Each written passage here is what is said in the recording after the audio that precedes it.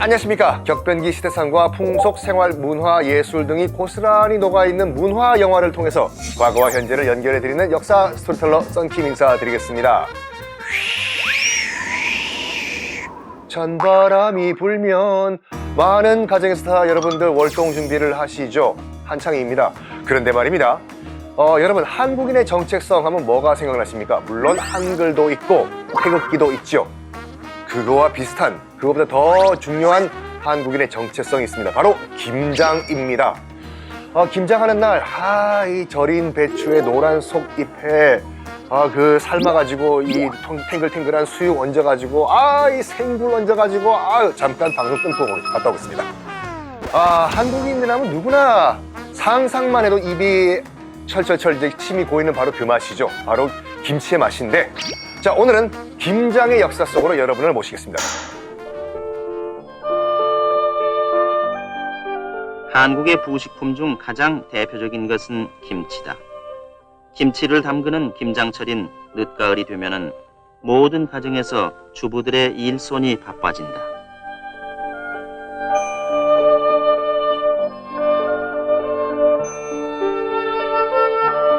한국은 사계절 중 겨울이 비교적 긴 편이어서 김장김치는 한겨울 동안의 중요한 채소 공급원이 된다.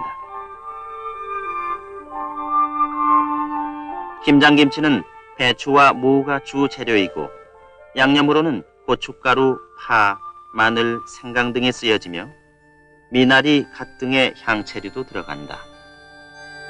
또 김치만큼 완전한 발효식품도 흔치 않다.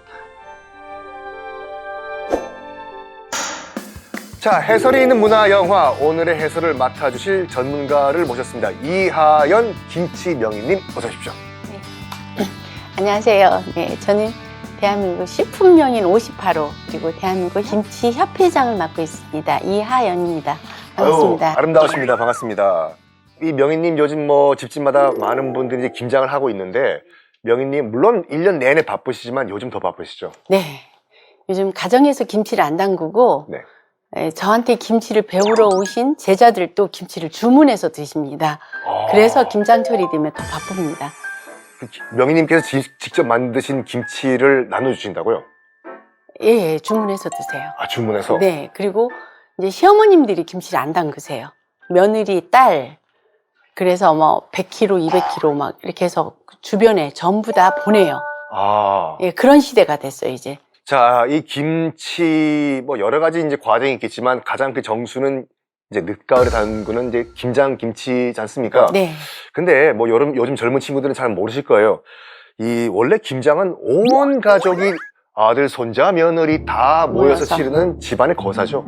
동네 분들까지 다 모이잖아요. 동네 예, 부녀회장까지 다 모이잖아요. 네. 네. 우리는 밥문화권이잖아요. 밥을 소화시키고 밥에 간이 없어요. 네. 그러니까 그 간 맞춰서 맛있게 먹을 수 있는 게 김치거든요. 그러니까 겨우내 김치가 없으면 반양식인데, 예. 그러니까 먹을 게 없는 거예요. 그래서 김치가 맛있게 있어야 김치찌개도 하고 김치국도 끓이고 김치죽도 끓이고 김치 전골도 있고요? 예, 김치전도 부치고. 그러니까 모든 게 김치로 인해서 밥상이 차려지는 거죠. 그러니까 혹시 이 방송 보고 계시는 분들 양해 말씀 부탁드리겠습니다. 입에 너무 침이 고여가지고 발음이 좀 안 좋습니다. 네. 영양학적 측면도 뛰어나죠? 뛰어나죠. 그러니까 우리가 이제 항암작용하죠. 항산화 작용하죠. 그리고 대사를 이렇게 원활하게 해주는 역할을 하는데, 김치의 핵심은 프로바이오틱스예요. 그게 우리가 김치를 먹었을 때 유산균이요. 그러니까 다른 그 요구르트 유산균이나 이런 것들은 가다가 사멸을 하거든요. 네. 장 내려가지 못해요. 근데 김치의 유산균은 장까지 다 내려가는 거예요. 그래서 우리 장 속에는 유익균과 유해균이 있잖아요. 그 유해균을 유익균으로 바꿔주는 거예요. 그러니까 얼마나 이쁜 짓을 해요. 자, 우리 선조의 지혜가 담긴 동시에 나눔과 결속, 화합 등의 정신까지 집약이 돼가지고 현재까지 지속되는 김장, 문화영어로 먼저 만나보시겠습니다.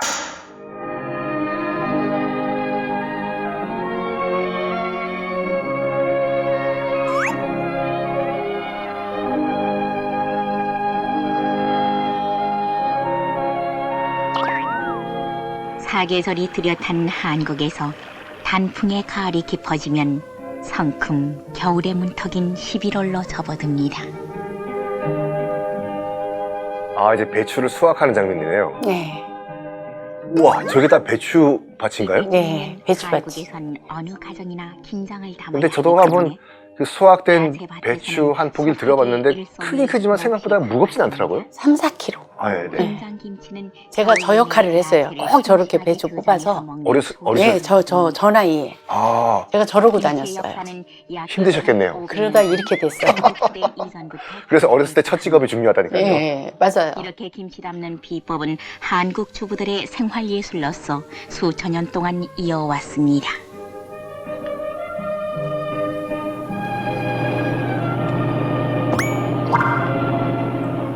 야전 학교 실습도 게을리하지 않습니다.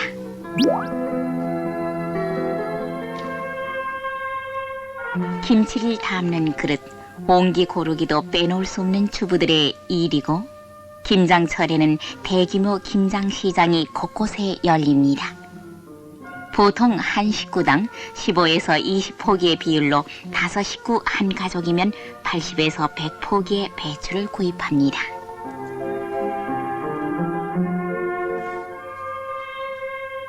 김치는 배추, 무 등 주 재료에 첨가되는 양념, 고명의 다채로움에 따라 맛이 달라집니다. 마늘, 고추, 파, 미나리, 갓, 지금 배인가요? 생강은 물론이요. 배, 예. 그렇죠, 배를 김치에 갈아가지고. 배가 들어가요. 밤, 그렇죠, 포도, 그렇죠. 잣 시원하게. 등 배, 과일과 대추, 열매, 대추. 동치미 담글 때 김치의 향그러운 들어가고요. 맛을 더해 저거는 보쌈김치 이런 거 할 때 호두, 잣 잣. 네. 이런 거. 굉장히 고급 김치 담그는 영상이네요. 저기 조기도 들어가고. 저도 집이 부산인데 네. 저희 집에서는 옛날에 김치에 조기를 넣어 먹었거든요. 네. 서울에서 온 친척들이 깜짝 놀라더군요. 그 명희님, 그러면 김장을 언제 해야지 가장 김치가 맛있을까요? 대부분이 뭐 입동 전후 5일. 그때 배추가 90일 배추가 나와요. 90일 배추요? 네, 배추가 이제 씨앗 파종을 해서 보면 8월 15일쯤 해요. 중부지방, 강원도지방을 중심으로. 네네. 그러면 9월 15일, 10월 15일, 11월 15일. 그때가 입동이 한 11월 8일 정도 되거든요. 그렇죠. 네. 그러니까 그때 90일 배추가 나오는 거야. 아. 배추가 제일 맛있을 때. 그리고 온도각이라고 하잖아요. 네. 그래서 기온이 굉장히 중요해요. 이게 김치가 너무 따뜻할 때 해도 안 되고 추울 때 해도 안 돼요. 추울 때 하면 영하로 내려갈 때 하면 김치가 맛있게 숙성이 안 돼요. 너무 추우니까. 예. 네. 그래서 이렇게 유산균이 생성할 수 있는 온도가 너무 낮기 때문에 네.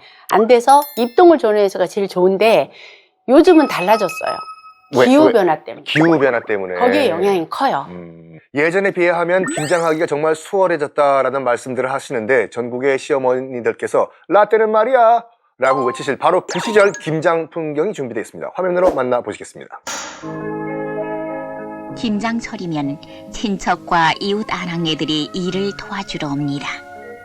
이웃과 서로 돕는 풍습은 한국의 미풍양속입니다.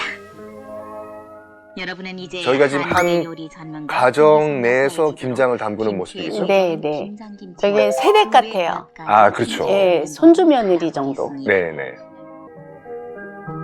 이렇게 배추가, 예.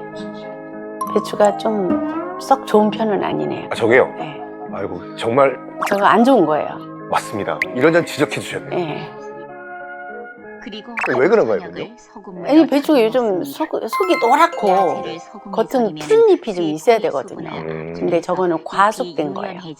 너무 익었다. 네. 시켜 체독을 제거해주는 살균 작용을 하고 소금 맛이 스며들어 야채 싱싱함이 오래 보존됩니다. 저 때만 해도 고무장갑이 나올 때네요. 아, 그럼 옛날에는 그냥 정말 맨손으로 했나요? 우리 어머니는 자, 그 가슴이 미어져요. 우리 어머니 김장하는 장면 좀 보고 자랐잖아요. 네. 이렇게 배추를 한번 절이고 나면 뒤집어줘야 되거든요. 네. 그때 손이 시려우니까 뜨거운 물을 갖다 놓고 손에 잠궜다가 배추를 아이고. 뒤집고 그렇게 고무장갑 없었고 그릇이 다 질그릇 무거웠어요. 옹기. 플라스틱 그릇이 없었어요. 그러니까 차갑고 무겁고. 그리고 수도꼭지만 틀면 지금은 온수, 냉수가 나오고 실내였잖아요. 네. 옛날에 어떻게 그걸 다 하셨는지. 저렇게 제가 저 역할 하다 이렇게 됐어요. 어릴 때 어떤 역할을? 마늘 까서 찢는 거. 아, 지금 절구에 찢는 절. 네, 10살 이쪽 저쪽에 저를 우리 엄마가 저 개몬 줄 알았어요. 어머니가 개뭔 줄 알았다. 그 어린 것을 언니들 둘 시집 보내고요. 저만 남은 거예요. 그랬더니 저를 저렇게 막 마늘을 까서 찢고 아니, 근데. 엄마는 저렇게 무채 썰고요. 아니, 근데 그 어머님 덕분에 지금 이렇게 김치 명으로. 제가 오늘날 이렇게 됐어요. 그래서 첫 직업이 중요하다, 이거죠. 예. 이쁘네요. 저 김치 항아리 저렇게. 알맞는 분량으로 속 넣기에 활용됩니다. 한편 소금에 저희 비늘김치예요. 물고기 이미 조선시대에 네. 김치를 디자인했어요. 아이고야. 그게 이제 비늘김치가 비늘김치가 생선의 비늘 모양 같다고 그래서 비늘김치고요. 비늘김치. 네. 항아리에 넣으면 더욱 맛있는 김장김치가 됩니다. 저렇게 김치 국물을 만들어 봤어요. 옛날에. 조밀하게 연구 개발한 것은 저건 약간 좀 백김치인가요? 아니요, 위에를 덮어줬죠. 배추 이파리로. 배추 잎으로. 예. 재밌는 영상 네. 찾아내셨어요. 그 여러 가지 지적 감사드리겠습니다. 아, 예. 그렇죠. 시정할 건 시정해야죠. 배추는 안 좋았어요. 배추는 안 좋았습니다. 자, 우리는 지금 옆에 김장김치 1타 강사 이하연 명인님과 함께하고 있는데, 그런데 선생님, 네. 최근에 논란이 된 것이 중국이 파오차이를 내세워가지고 자기들이 김치 종주국이다라고 얘기를 하고 있는데요. 여기서 한번 정리를 좀 해주시죠. 김치와 파오차이, 차이가 뭘까요? 부러워서 그런 것 같아요. 파오차이하고 김치하고는 정말 차원이 다르거든요. 자, 그러니까 왜 그럴까요? 그럼 왜? 어떤 차이가 있을까요? 아, 그러니까 부러워서 그런다니까요. 그게 왜 그러냐면 이제 우리 김치는 그 발효를 중요하게 생각해서 숙성시켜서 국물까지 먹고요. 네. 중국의 김치는 발효를 억제시켜요. 저 파오차이는. 발효를 억제시킨다고? 네. 그게 뭐냐면 처음부터 물을 끓여요. 끓인 다음에 거기에다가 그 빠이주, 술, 네. 그 다음에 설탕, 그거 들어가고 소금 들어가고요. 네. 그 다음에 이렇게 팔각, 그 향신료. 향신료 이런 거 들어가거든요. 그리고 국물은 안 먹어요. 그러니까 물을 끓였기 때문에 이미 미생물이 다 죽어 있어요. 그러니까 발효가 안 돼요. 그렇죠. 살아있던 유산균도 다 죽어버리겠네요. 예, 예. 그러니까 거기는 그렇게 됐고 우리는 발효가 잘 되게끔 찹쌀죽도 들어가고 배도 들어가고 무도 들어가고 여러 가지 부재료가 들어가잖아요. 그러니까 처음부터 프로세스가 달라요. 파오차이하고 김치하고는. 그리고 더 이상 우기지 못할 거예요. 왜냐하면 우리는 2001년도에 배추를 소금에 절인 다음에 양념, 5대 양념이 있어요. 네. 마늘, 생강, 적국, 파, 고춧가루. 네. 채소 절임 음식에 젓갈이 들어가는 날 우리나라밖에 없는 거예요. 그 자체가 하나의 일품 요리인 거예요. 미 연방의회에서 12월 6일 날 네. 김치의 날을 기념일로 정했잖아요. 미 연방의회에서 네. 김치의 날을 정했다. 네. 와우. 그러니까 이제 국제적으로 확실하게 인정받는 음식이 됐어요, 김치는. 우리나라에 김치의 날은 있나요? 네, 있지요. 언젠가요? 11월 22일 날 제4회 기념일을 지냈거든요. 11월 22일이요. 11월 22일이 김치의 날이 법정 기념일로 됐어요. 김치의 하나하나의 재료가 22가지 효능이 있다는 그런 의미예요. 아, 하나하나의 그 재료들이 모여서 22가지 모여서 22가지 효능이 있다, 그 뜻이거든요. 그러니까 김장철이기도 하고 11월은 네. 예, 여러 가지 의미가 있죠. 아, 근데 이제 그 김치하면 또 유산균이 상당히 유명한데 어느 정도 김치가 익었을 때 유산균이 가장 풍부한가요? 15도씨에서 36시간 기준으로 4도에서 이제 뒀다가 1차 숙성을 한 다음에 4도에서 8도 사이에 20일에서 한 달 숙성했을 때 제일 유산균이 김치 국물 1g당 1억에서 어떤 건 8억 마리까지. 8억 마리요? 예. 그리고 그게 한 6개월까지는 가요. 그러다가 서서히 떨어지기 시작해요. 그게 묵은지가 되는 거잖아요. 그럼 묵은지에는 상대적으로 유산균이 적죠. 적겠네요? 예. 다만 그 옛날에 그 검사 같던 그 맛, 그 미각으로 여기 기억하고 있기 때문에 그 맛 때문에 묵은지들을 그렇게 찾는 거예요. 이런 말을 들었거든요. 이게 정말 그 방송에서 써도 되는 표현인지 아닌지 한번 그 선생님의 그런 말씀을 좀 듣고자 했는데, 김치가 미쳤어, 김치가 미쳤어란 말이 나오는데요. 이게 무슨 말인가요? 김치가 정말 미친 건가요? 제가 처음에 15도씨에서 36시간이라는 표현을 쓴 게 15도씨는 김치가 막 담그고 나서 유산균이 많이 생성할 수 있는 환경을 주는 거거든요. 네. 그래서 맛있게 1차 숙성을 시켜줘야 돼요. 근데 바로 저온으로 내려가면 그 유산균을 안 받아들여요. 그러니까 배추는 배추하고 양념하고 따로따로 놀아요. 환경을 안 만들어줬기 때문에 네네네. 그래서 유산균 생성이 안 된 거예요. 그래서 쓰고 맛이 없어요. 네. 그 기간이 김치를 담그자마자 저온으로 바로 들어가면 그 일주일 정도까지 그 김치가 익으려고 할 때 그때 미쳤다고 하는 표현을 써요, 엄마들이. 그 미쳤다가 정말 우리가 알고 있는 그 미쳤다라는 표현이 맞나요? 엄마들이 그냥 그 단계에서 김치가 미쳤네? 예, 그 얘기를 표현을 해요. 그 엄마들의 표현이에요.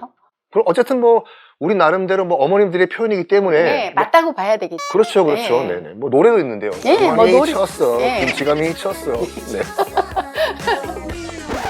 자, 이 부분에서 또 과학이 나오지 않습니까? 우리 조상들은 온도가 일정한 땅 속에 묻어가지고 보관해가지고 저온으로 일정하게 유지했습니다. 최상의 발효 조건을 유지했는데 영상을 안 볼 수가 없죠. 영상 큐.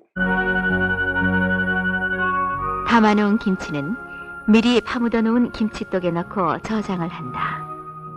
묻은 김치 땅에 묻네요. 예.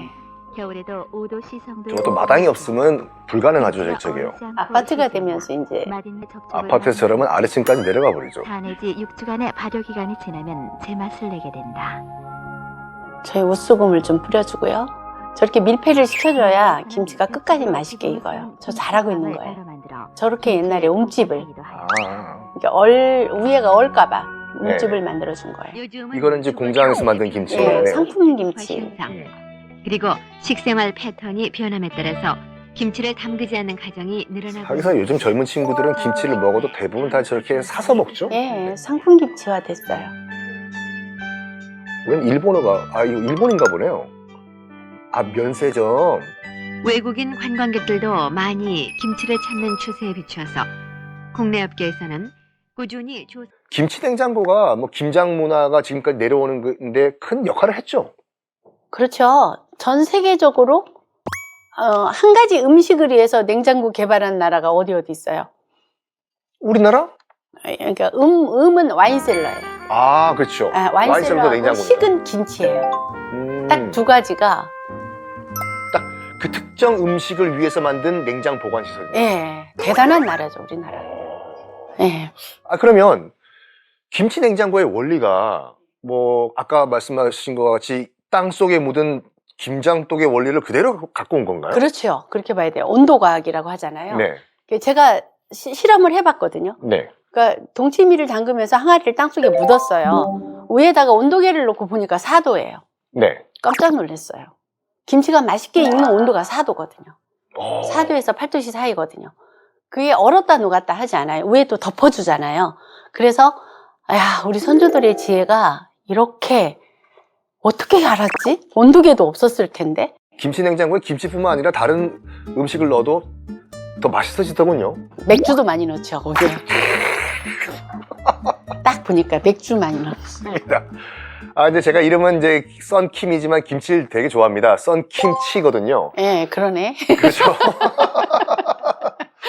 자, 근데 요즘 뭐, 근데 아까 그 영상에서 본 것 같이 뭐 마트에 가고 아니면 인터넷에서 이미 만들어져 있는 그 가공 김치들을 많이 사 드시거든요. 예. 그래서 굳이 뭐 김장을 할 필요가 있냐라는 또 의견이 있는데 어떻게 생각하시나요? 그럼에도 불구하고 우리가 유네스코에도 등재됐죠. 네. 자, 2001년도에 코덱스에 됐어요. 2006년도에 세계 5대 건강식품으로 선정됐어요. 네. 미 헬스지에서 한 거거든요. 2014년도에 유네스코에 무형문화재로 등재됐어요. 우리나라는 17년도에 문화재청에서 무형문화재로 됐거든요. 네. 그런 식으로 김치가 이제 이렇게 법적 기념일도 됐고 이런 음식인데 1년에 한 번만이라도 김장을 했으면 좋겠어요. 왜냐면 김장 때 담근 김치가 제일 맛있어요. 그리고 또 김장한 직후에 그날 예. 굴이랑 수육 얹어서 먹는 거. 예. 그리고 가족 간의 소통도 되고 또 오랜만에 그 김장을 핑계 대고 모여서 같이 노동력도 나누고 또 음식도 나누고 김치도 서로 나눠 가지고 가고. 김치 종주국으로서 대한민국 김치를 유지하기 위해서 우리가 노력은 계속 해야 될 것 같은데 선생님의 역할도 굉장히 크실 것 같아요. 저는 그냥 하던 대로 하겠습니다. 네. 자, 이렇게 김치는 여러분들 뭐 하나의 음식이 아니라 문화, 그걸 떠나가지고 우리 대한민국 국민들의 정체성을 나타내는 정말 훌륭한 그런 존재인 것 같습니다. 자, 우리 선생님, 오늘 또 김치에 대해서, 김장에 대해서 여러 가지 이야기를 나눠봤는데 어떠셨나요? 정말 김치는 제가 담그면서도 느끼는 게 어떻게 우리 할머니의 그 어떤 할머니는 이렇게 김치에 정성을 다 들여서 이렇게 담그셨을까? 그런 생각을 하거든요. 정말 좋은 음식이에요. 생채식이고 채소 절임 음식이기 때문에 생채식이고 거기에 유산균까지 생성이 돼서 이미 기능성 음식이라고 생각을 해요. 이 음식을 우리끼리만 먹지 말고 이 지구촌 어느 가정에서든지 밥을 먹든 빵을 먹든 고기를 먹든 국수를 먹든 김치와 함께 하는 날이 반드시 오게 해야 되고 오리라 믿습니다. 맞습니다. 네. 자, 여러분들 뭐 외국인 친구가 있다고 하시면은 한번 삼겹살에 김치를 한번 같이 구워가지고 try 한번 먹게 해보십시오. 그때부터 김치가 중독이 돼요. 네. 아, 정말 오늘 또 선생님과 함께 김치와 또 김장에 관련된 여러 가지 이야기를 함께 한번 의미 있는 대화를 한번 풀어봤습니다. 오늘 감사합니다. 네, 감사합니다. 자, 여러분들 저는 다음 시간에 더욱더 의미 있는 문화 영화로 또 인사를 드리겠습니다. 여러분 감사합니다.